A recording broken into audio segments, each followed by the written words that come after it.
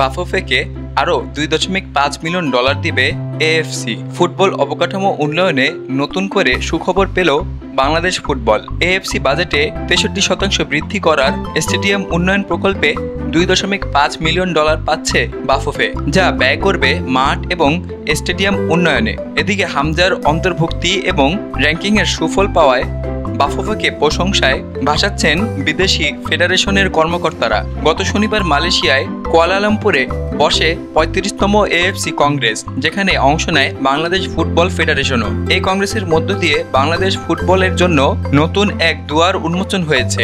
AFC থেকে প্রতি বছর $5 লক্ষ অনুদান পেত বাফুফে। এবার সেই বাজেট 63% বৃদ্ধি করেছে এএফসি। স্টেডিয়াম এবং মাঠ উন্নয়নের জন্য এবার আলাদা করে $2.5 মিলিয়ন পাবে দেশের ফুটবল ফেডারেশন। বাফুফের সহসভাপতি ওয়াহিদুদ্দিন হ্যাপি বলেন, আমাদের খেলাধুলার ইনভেস্টমেন্ট এএফসি বৃদ্ধি করেছে।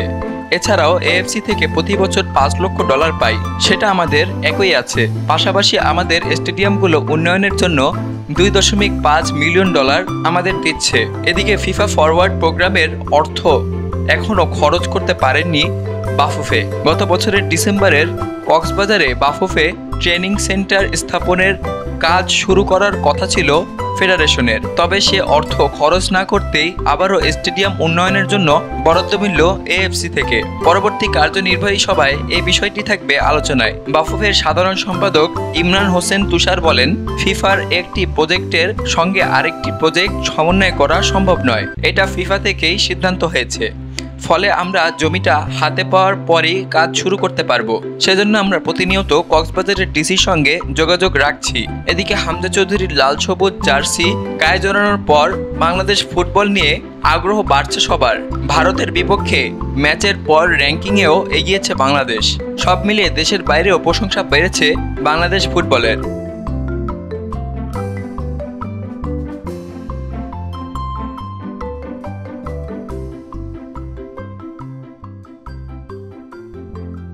সকল প্রকার খবর জানতে এখনই সাবস্ক্রাইব করে রাখুন আমাদের চ্যানেল বাংলাদেশ কণ্ঠে।